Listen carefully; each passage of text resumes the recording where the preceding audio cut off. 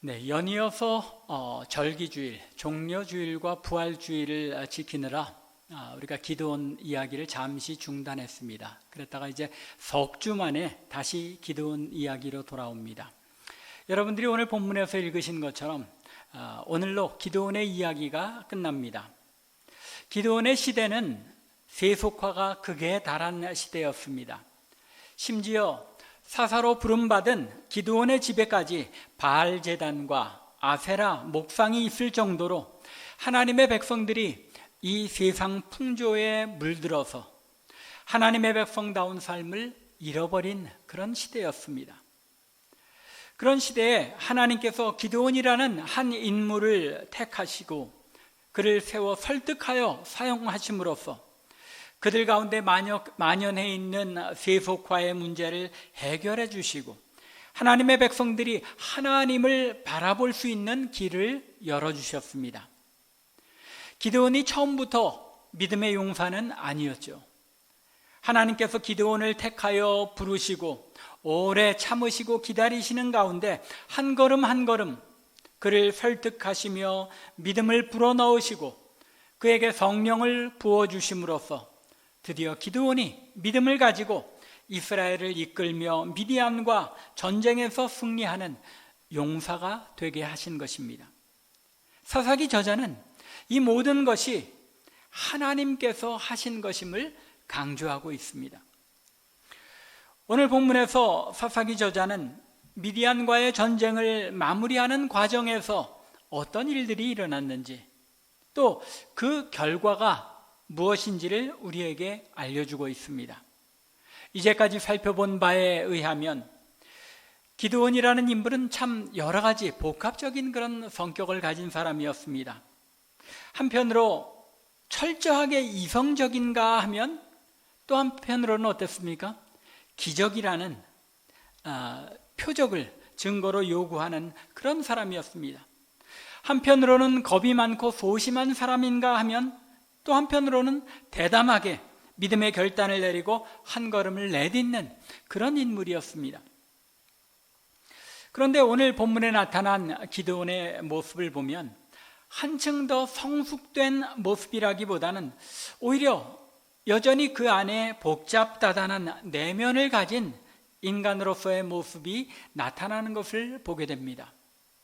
이러한 복잡한 성품이 기드온의 이야기에 여실히 드러나고 있기에 우리는 기드온의 이야기가 우리와 별반 다르지 않는 평범한 한 사람의 이야기, 즉 오늘날 우리의 이야기라는 것을 쉽게 받아들일 수 있는 것입니다. 오늘 읽은 본문은 사사 기드온의 이야기를 마무리하는 내용임에도 불구하고 기드온의 믿음의 결단이 나타나기도 하지만 반면에 그의 잘못된 판단과 행동 때문에 그의 가정이 어려움을 당하고 온 이스라엘 백성들이 올무에 빠지게 되기도 하는 복합적인 이야기를 우리에게 들려주고 있습니다. 먼저 8장 전반부에는 기드온이 에브라임 사람들과 관계 그리고 또 숫곳과 분회엘 사람들의 관계 속에서 반응한 태도를 기록하여 알려주고 있습니다. 지난번에 살펴본 것처럼 기드온이 300명의 용사들을 이끌고 밤에 기습하여 항아리를 깨뜨리며 나팔을 환히 밝히고 나팔을 밝히는 게 아니죠. 횃불을 밝히고 나팔을 크게 불면서 여호와와 기드온의 칼이다라고 외쳤을 때에 적군인 미디안의 진영에 큰 혼란이 일어났고 그들이 혼비백산하여 도망치게 되었습니다. 그런데 그 후에 기드온은 이 300명의 군사들만을 가지고 그들을 쫓아가서 전쟁을 마무리한 것이 아니었습니다. 7장 23절에 의하면 아마도 앞서 기드온이 사람을 보내어 스불론과 므낫세와 납달리와 아셀 지파에서 사람들을 불러 모았다가 돌려보낸 그런 군사들이 있었죠. 그 인원이 몇 명이었습니까? 32,000명. 그 중에서 정확히는 300명을 출연했으니까 31,700명의 군사들을 다시 불러서 이 미디안 군대를 추적하는데 함께 추적하도록 했던 듯 합니다. 그리고 이어지는 7장 24절과 25절을 보면 기브온이 에브라임 지파에도 전령을 보내어서 그 사람들로 하여금 미디안 군대가 지금 도망하고 있으니까 당신들이 미리 요단가에 있는 지역으로 벳바라와 요단강 사이에 있는 그 길로 나아가서 저들을 막아서서 저들을 패퇴시키라라고 전합니다. 이스라엘의 두 방백인 오렙과 스웹 및 그의 군사들을 그래서 이 에브라임 사람들이 쳐 죽이게 됩니다. 그리고 오렙과 스웹의 머리를 기드온에 가지고 나왔습니다. 이렇게 해서 기드온에게 나온 에브라임 사람들이 기드온에게 한 말과 그에 대해 기드온이 대응한 내용이 오늘 읽은 8장 1절부터 3절의 말씀인 것입니다. 여기에는 에브라임 사람들이 가졌던 기회주의적인 태도와 그에 대한 기드온의 지혜로운 반응이 잘 나타나 있습니다. 나중에 12장에 가보면 사사 입다의 이야기에서도 등장하는 것처럼 12장 1절과 2절을 보면 에브라임 사람들이 입다 시대에도 동일한 기회주의를 나타냈던 것을 볼 수 있습니다.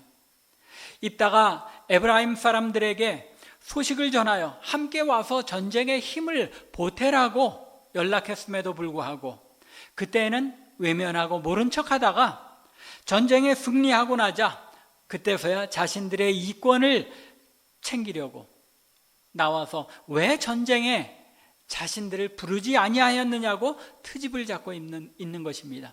그야말로 생트집이죠.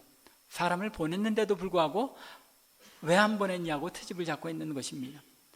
마치 그때와 마찬가지로 기드온이 분명히 처음에 군사들을 모으려고 이스라엘 각 지파에 전령을 보냈을 때 에브라임 지파에게도 전령을 보냈을 것입니다. 그런데 그때에는 오지 않고 있다가 기드온과 300명의 용사들이 미디안을 물리쳐서 그들을 추격하고 있다는 사실을 알리자 그때야 나와서 이 미디안 군대를 도망하는 미디안 군대를 막아서서 물리치고는 이제 와서는 왜 전쟁을 시작할 때 처음부터 우리에게 연락하고 자신들을 부르지 아니하였느냐고 트집을 잡고 있는 것입니다. 왜 그렇겠습니까? 전쟁이 끝나고 나면 항상 공과 공과 죄를 다 밝히게 되는데 그때 가서 더 많은 이권을 차지하기 위해서 기회를 보고 있다가 이렇게 유리하게 되자 자신들의 주장을 하게 되는 것입니다. 이에 대해서 기드온이 어떻게 대응합니까? 2절과 3절에 나타난 바에 의하면 기드온은 자신이 행한 일이 어찌 에브라임의 전공에 비할 수 있겠느냐고 한껏 자신의 업적은 낮추고 에브라임의 공적을 높여줌으로써 그들의 노여움을 풉니다. 아주 지혜로운 그런 대응 방식이었던 것 같습니다. 잠언 15장 1절에 어떤 말씀이 있죠? 유순한 대답은 분노를 쉬게 하여도 과격한 말을 노를 격동한다는 이 말씀처럼 기드온은 그들은 높이고 자신은 낮추는 태도로 에브라임 지파의 이 정치적인 노림수를 피한 것입니다. 세상에는 이런 기회주의적인 사람들이 어디에나 존재합니다. 이스라엘 백성인 하나님의 백성인 에브라임 지파가 그랬던 데서 알 수 있는 것처럼 오늘날의 하나님의 백성들 가운데도 그런 사람들이 종종 있는 것을 보게 됩니다. 늘 잘된 것은 내 탓이요 잘못된 것은 남의 탓으로 돌리는 사람들이 있는 것입니다. 이런 사람들을 대할 때 성도들이 지혜롭게 대해야 한다는 것입니다. 그런데 이 에브라임 지파 사람들에 대해서는 이렇게 지혜롭고 유순하게 대응하였던 기드온이 이어지는 숫곳 사람들과 브누엘 사람들에게는 매우 모질게 대했던 것을 보게 됩니다. 이야기의 전말은 이렇습니다. 기드온은 괜히 트집을 잡으려는 에브라임 사람들에게 발이 묶여 있을 수가 없었습니다. 왜 그렇습니까? 아직 미디안을 완전히 진멸한 것이 아니기 때문입니다. 아직 전쟁이 완전히 마무리되지 않았기 때문입니다. 4절부터 6절에 기록된 바에 의하면 기드온과 300명의 용사들이 이 요단강 건너 요단강 동편에서 추격할 때는 에브라임 지파와 나머지 이스라엘 모든 지파, 즉 3만 1,700명의 군대가 함께 추격한 것이 아니라 강 건너에서는 기동력을 위해서 300명만 추격했던 것 같습니다. 이렇게 기드온과 300명의 용사들이 요단강을 건너 미디안 사람들을 추격하다가 이른 곳이 숫곳이었습니다. 숫곳 사람들에게 미디안의 왕들인 세바와 살문나를 추적하느라고 우리 병사들이 많이 지쳤으니까 병사들이 조금 생기를 돋을 수 있도록 떡덩이를 좀 달라고 요청합니다. 하지만 숫곳을 다스리는 방백들이 뭐라고 응답합니까? 과연 너희 손에 세바와 살문나가 너희 손에 쥐어져 있느냐? 너희들에게 잡힌 것도 아니므로 우리가 떡을 주지 못하겠노라고 거절합니다. 아마도 도망하고는 있지만 지금 미디안 군대의 규모가 얼마나 되냐면 15,000명입니다.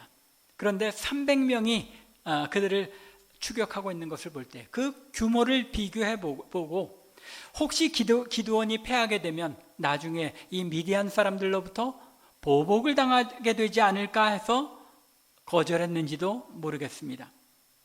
이렇게 자신들의 위안만을, 안위만을 염려하며 같은 민족인 이스라엘의 군대를 돕지 않은 이 숫곳 사람들에게 기드온은 뭐라고 응답합니까? 세바와 살문나를 내가 붙들고 전쟁을 끝내고 돌아올 때에 그들에게 보복하겠노라고 선언합니다. 그리고 숫곳을 포기하고 그 다음 도시인 브누엘로 올라가서 브누엘 사람들에게 또다시 똑같이 먹을 것을 청하였지만 이 브누엘 사람들도 역시 숫곳 사람들의 대답과 다르지 않았습니다. 기드온은 브누엘 사람들에게도 자신이 전쟁을 마치고 돌아올 때에 이 브누엘의 망대를, 아마 이 브누엘이라는 지역에 그 아래 모압이나 그런 지파들을 경계하기 위해서 망대가 세워져 있던 것 같습니다. 이 망대를 헐어버리겠노라고 보복을 선언합니다. 우리가 읽은 본문은 여기까지이지만 이어지는 10절 이하에, 특별히 15절부터 17절의 기록에 의하면 기드온은 마침내 갈골에 이르러서 안심하고 있던 세바와 살문나의 군대 15,000명을 격파합니다. 완전히 저들을 진멸하고 세바와 살문나를 붙들어서 돌아오는 길에 자신이 선언한 대로 숫곳 성읍의 장로 77명을 붙들어서 들가시와 찔레로 저들을 징벌하고 브누엘 망대를 헐며 성읍 사람들을 죽입니다. 그런데 여기에서 의문이 생길 수밖에 없습니다. 이 숫곳과 브누엘이라는 지역이 가만히 보면 갓지파의 그 땅에 갓지파에 배당되었던 도시인 것 같습니다. 갓지파 사람들이라는 이야기인데 왜 에브라임 사람들에게는 지혜롭고 유순하게 대답하였던 기드온이 숫곳 사람들과 브누엘 사람들에게는 그토록 모질게 대했느냐는 것입니다. 흔히 사람들이 배가 고프면 눈이 돌아간다고 하죠. 혹시 에브라임 사람들을 대할 때는 아직 배가 고프지 않았을 때고 나중에 숫곳과 브누엘에 도착했을 때는 이 병사들과 기드온이 배가 고파서 눈에 보이는 것이 없을 때라서 그랬을까요? 그렇지는 않았을 것 같습니다. 에브라임의 경우에는 아직 전쟁이 마무리되지 않았고 세바와 살문나를 추적해야 하는데 이 에브라임 사람들과 논쟁하느라고 시간을 허비할 수가 없었기 때문에 그랬을 수도 있을 것 같습니다. 그러나 보다 근본적인 이유는 이 전쟁이 어떤 전쟁입니까? 하나님께서 친히 싸우시는 거룩한 성전, 거룩한 전쟁인데 이 전쟁에 대한 그들의 태도에 이유가 있었던 것 같습니다. 비록 크게 기여하지는 않고 자신들의 이권만 많이 챙기려고 했을지라도 적어도 에브라임은 이 거룩한 전쟁에 어떤 모습으로든지 참여했습니다. 하지만 숫곳 사람들과 브누엘 사람들은 이스라엘의 군사들, 기드온의 300명의 군사들이 이 거룩한 전쟁을 치르느라 지쳐있는 상황에서도 그들에게 떡덩이를 주어서 피로를 풀게 하기는커녕 아주 작은 기여마저도 거부하며 적의 눈치를 살피는 그런 태도를 가졌던 것입니다. 그들의 태도가 분명히 구분이 되죠. 아무리 개인적인 그런 욕심이 따랐던 에브라임이지만 그래도 적어도 이 전쟁에 참여는 했다는 것입니다. 그러나 숫곳과 브누엘 사람들은 자신들이 하나님의 백성임에도 불구하고 기드온과 300명의 군사들이 이 거룩한 성전을 위해 헌신하고 있는 그때에 그들을 돕는 일조차도 취하려 하지 않았기 때문에 그들은 하나님의 백성으로 여김받을 최소한의 자격마저도 잃어버릴 위기에 처하게 되었던 것입니다. 이것이 하나님의 백성들에게 있어서 매우 중요한 태도인 것을 우리가 기억해야 합니다.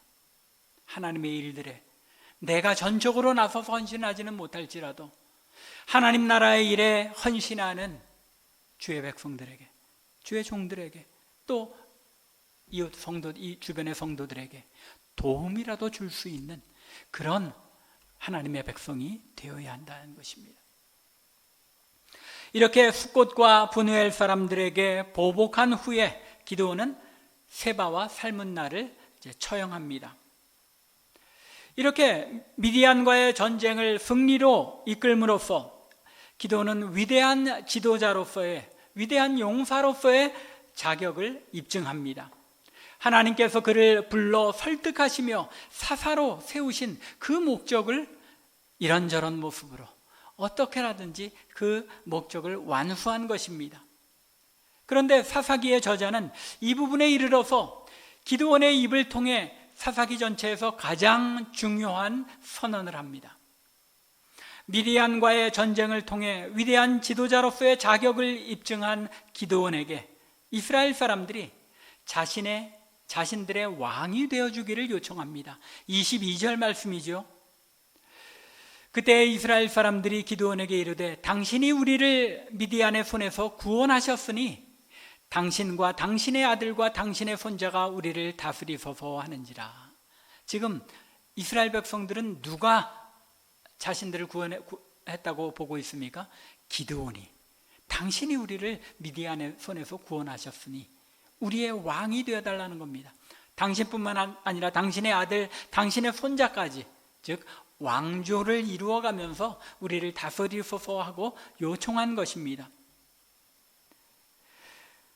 사사기의 가장 큰 주제가 무엇이었습니까? 왜 이스라엘이 사사시대라는 암흑기를 맞을 수밖에 없게 되었다고 사사기에서 말씀합니까? 17장 6절에 그 답이 주어져 있죠. 그때에는 이스라엘의 왕이 없었으므로 사람마다 자기의 소견에 옳은 대로 행하였더라. 이스라엘이 여호와 하나님을 자신들의 왕으로 모셔 섬기지 않고 그들을 하나님의 백성, 하나님의 나라로서 이끌 왕이 그들에게 없었기 때문이라는 것입니다. 그런데 이 이스라엘 사람들이 기드온에게 자신들의 왕이 되어달라고 청했을 때 기드온이 무엇이라고 대답합니까? 23절입니다. 기드온이 그들에게 이르되 내가 너희를 다스리지 아니하겠고 나의 아들도 너희를 다스리지 아니할 것이요 여호와께서 너희를 다스리시리라.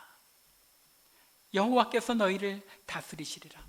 이스라엘 백성들은 기드온이 자신들을 구원했다고 생각하고 기드온더러 왕이 되어달라고 요청했지만 기드온은 백성들의 생각을 교정하며 너희를 구하신 것은 여호와이시고 오직 이스라엘의 왕이 되실 분은 여호와 하나님이시므로 여호와께서 너희를 다스리시리라 라고 선언하고 있는 것입니다. 기드온은 이스라엘이 지니고 있는 문제의 핵심이 무엇인지를 정확히 알고 있었습니다. 그들의 문제는 인간 왕이 있느냐 없느냐의 문제가 아니라는 것입니다. 그들의 문제는 여호와 하나님께서 자신들을 다스리시는 것을 믿고 그분의 통치에 자신들의 삶을 맡기느냐 아니냐의 문제라는 것을 기드온은 그동안 하나님께서 자신을 설득하며 보여주신 그 증거들을 통하여 깨달았던 것입니다. 이 위대한 진리를 깨달아 알았기 때문에 기드온은 수많은 결점과 부족함에도 불구하고 히브리서 11장에 이 믿음의 전당에 그 이름이 당당하게 기록될 수 있었던 것입니다. 기드온의 이야기가 여기서 끝났으면 너무나도 아름답게 멋있게 마무리되었을 것 같습니다. 그런데 사사기를 기록한 저자는 여기에서 끝내지 않고 연이어서 기드온의 수치스러운 잘못을 언급합니다. 어떤 사건입니까? 에봇을 만든 사건입니다. 출애굽기 28장 말씀에 의하면 에봇은 대제사장이 자신의 직분을 수행하기 위한 옷이었습니다. 대제사장만 입을 수 있는 옷이었습니다. 금색, 청색, 자색, 홍색 실로 짜고 4줄로 각 줄마다 3개의 각종 색깔의 호마노에 12지파의 이름을 각각 새겨서 제사장이 하나님의 뜻을 묻기 위해 지성소에 들어갈 때에 입고 들어가는 옷, 그것이 에봇이었습니다. 그런데 기드온이 이 에봇을 어떻게 만듭니까? 오늘 본문 24절부터 26절에 의하면 기드온이 백성들에게 미디안 군대와의 전쟁에서 전리품으로 빼앗은 귀금속을 금을 달라고 해서 만든 것입니다. 여기 재밌는 언급이 있죠.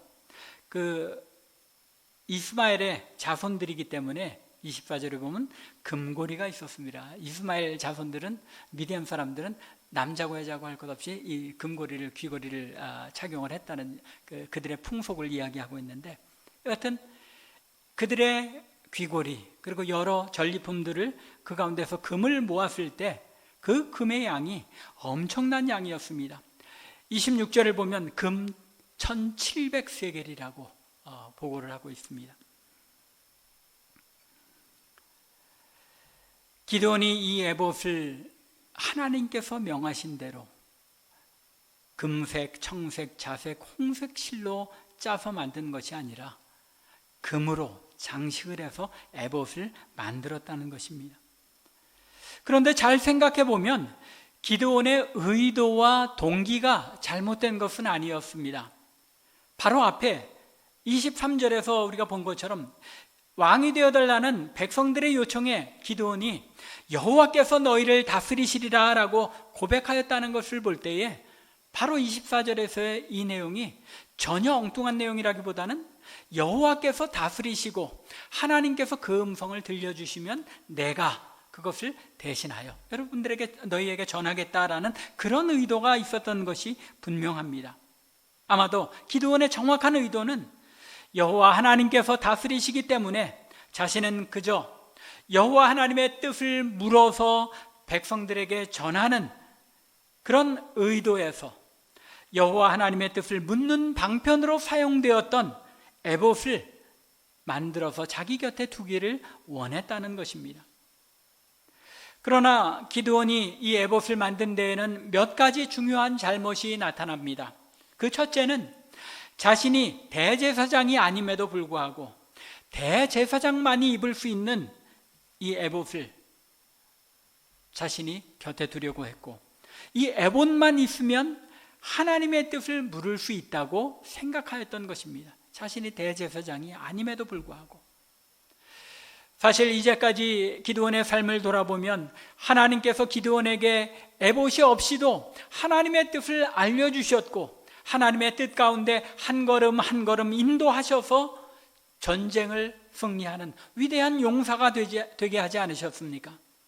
하지만 기드온은 이제 와서 에봇을 만들어 곁에 두기만 하면 하나님의 뜻을 알 수 있다고 생각했던 것입니다. 아마도 여전히 그의 소심하고 겁 많은 성격이 반영되어 있는 것일 수도 있겠습니다.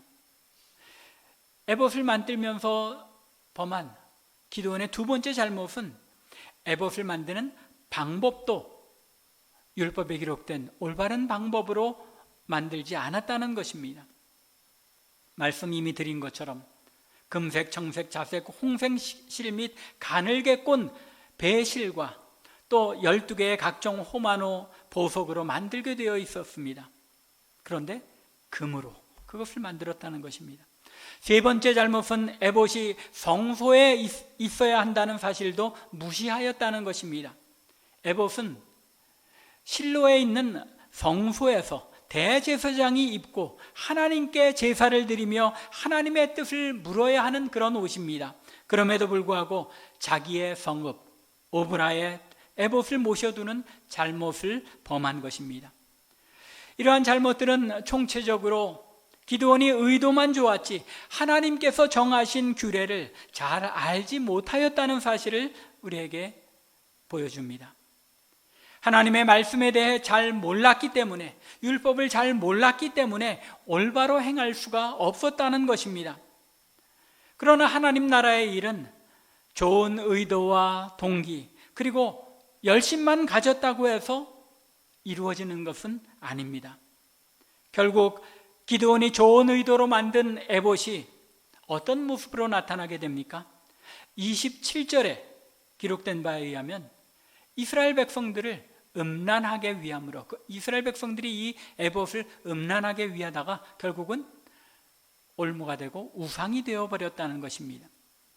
모양만 하나님을 섬기는 데 사용되는 것이라고 해서, 좋은 신앙적인 의도만 있다고 해서 그것이 바른 신앙이 되는 것은, 하나님께서 기뻐하시는 일이 되는 것은 아니라는 사실을 우리에게 일깨워주고 있는 것입니다. 우리가 꼭 기억해야 하는 요소입니다. 사람의 전통이 하나님을 기쁘시게 하는 것도 아니요, 우리가 좋은 의도와 생각으로 하나님께서 이렇게 하시면 기쁘게 하시겠지 하고 우리의 생각으로 어떤 일을 행한다고 해서 하나님이 기뻐하시는 것이 아니라는 말입니다. 오직 하나님께서 명하신 대로 그것을 지켜 행할 때에만 하나님께서 그 일로 인해 기뻐하시고 영광 받으신다는 것입니다. 성경에는 이러한 사실로 가득 차 있습니다. 레위기 10장 1절과 2절을 보면 나답과 아비후가 여호와께 제사를 드릴 때 우상을 섬기려고 했던 게 아닙니다. 여호와 하나님께 제사를 드릴 때에 향에 다른 불을 담아가지고 들어갔다가 죽임을 당합니다. 또 사무엘상 15장을 보면 아말렉을 완전히 진멸하라는 그런 명령을 거부하고 사울이 좋은 의도에서 여호와 하나님께 제사를 드리겠다는 목적으로 소와 양을 취해서 남겨두었다가 결국은 저주를 받고 왕위에서 폐위를 당하게 됩니다. 사무엘하 6장을 보면 다윗이 법궤를 가지고 예루살렘으로 올라가는데 율법에 정한 방식이 아니라 새 수레에 싣고 올라가다가 실패합니다. 열왕기하 5장을 보면 엘리사의 시종 게하시가 나아만에게서 조금이라도 그 물건을 취해서 우리가 이 민족을 위하여 또는 스승인 엘리사를 위하여 사용하겠다고 좋은 의도로 가서 물건을 받아왔지만 그것 때문에 문둥병에 걸리게 됩니다. 오늘날 우리도 얼마나 하나님의 일을 한다며 인간적인 열심과 인간적인 방법으로 행할 때가 많이 있습니까? 오늘날 교회에 행하는 일들을 가만히 잘 돌아보십시오. 하나님께서 기뻐하시는 방법인가? 그렇지 못할 때가 너무나도 많은 것을 보게 됩니다. 아무리 선하고 아름다운 의도를 가지고 행한다고 하더라도 하나님 나라의 일은 하나님의 뜻에 따라서 하나님의 방법에 따라 행할 때에 올바로 이루어지는 것입니다. 하나님의 말씀을 알지 않고는 하나님께서 기뻐하시는 삶을 살 수 없다는 이야기입니다. 말씀을 우리가 읽고 묵상해야 하는 이유가 여기에 있는 것입니다. 그러면 기드온이 왜 이러한 잘못을 범하게 되었습니까? 말씀드린 것처럼 하나님의 말씀에 대한 정확한 지식이 없었기 때문입니다. 우리는 기드온이 어떤 가정에서 자라났는지 충분히 짐작할 수 있습니다. 그의 집안에 무엇이 있었죠? 바알의 제단이 있었고 아세라의 목상이 있었습니다. 우상 숭배와 우상 숭배의 문화가 가득한 집에서 자란 것입니다. 따라서 아무리 기드온이라 할지라도 비록 여호와 하나님에 대한 신앙이 완전히 사라져 없어진 것은 아니라 할지라도 사사로 택하심을 받고 하나님께서 그를 설득하셨다고 해도 하루아침에 자신의 몸에 배어있는 이 세속화의 문제, 우상 숭배의 문화가 완전히 지워지고 하나님의 말씀이 저절로 기억나고 알게 되어서 행하게 되는 것은 아니라는 것입니다.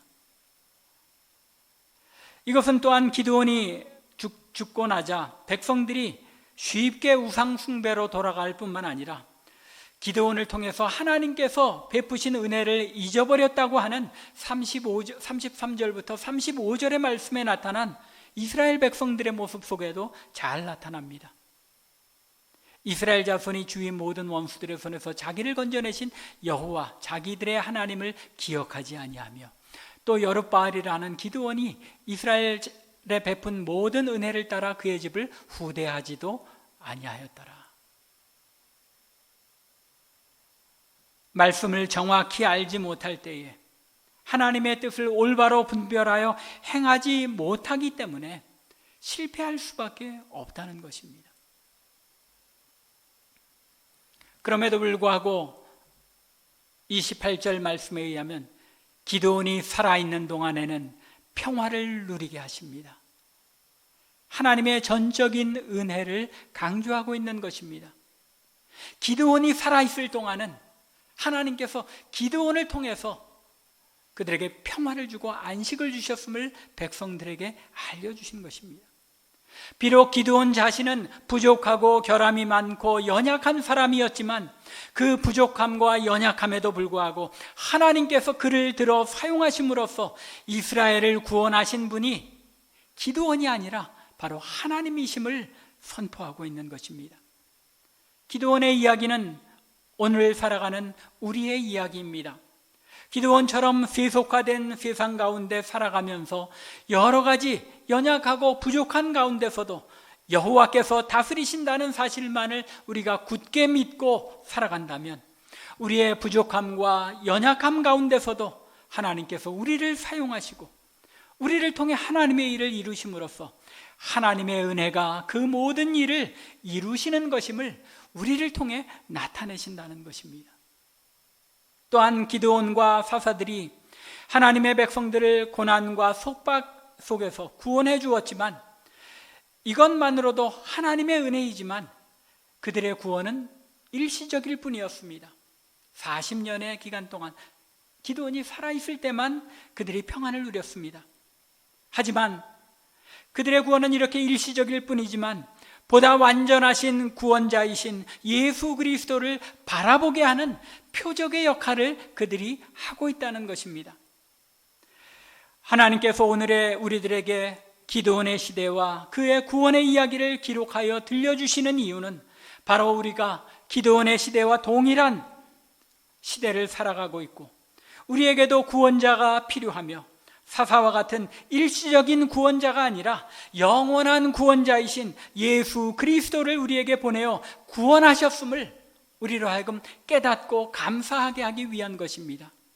구약의 이스라엘은 일시적인 구속자 사사들을 통해서 저들이 구원을 얻고 기쁨을 누렸지만 우리는 영원한 구속자이신 예수 그리스도를 통하여 일시적이 아닌 영원한 구원의 감격을 누리게 되었다는 것입니다.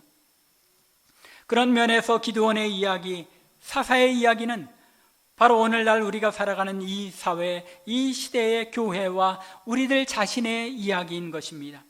사사를 보내셔서 구원해 주시면 잠시 하나님을 섬기다가 다시 우상 숭배와 죄로 돌아가는 일을 끊임없이 반복할 수밖에 없었던 이스라엘처럼 반복하여 죄로 돌아갈 수밖에 없는 우리를 위해 영원한 구원자이신 예수 그리스도를 보내셔서 전적인 하나님의 은혜로 영원한 구원을 얻었다는 사실을 일깨워 주시기 위해서 이 말씀을 우리에게 들려주신 것이라는 말입니다.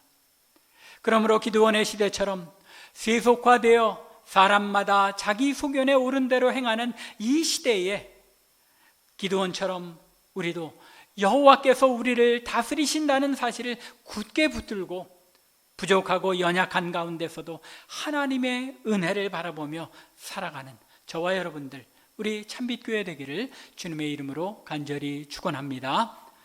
기도드리겠습니다.